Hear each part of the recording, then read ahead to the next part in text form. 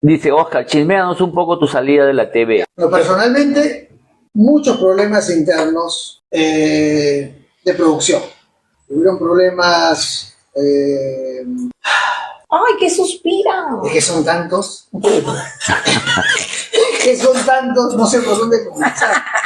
Semana tras semana quería un mejor producto y no lo veía. Y las correcciones no se daban. De repente algunos detalles no puedo decírselos. Las ediciones eran malísimas. Yo leía los comentarios de la gente y tenía mucha razón. O sea, el exceso de efectos de sonido. Claro.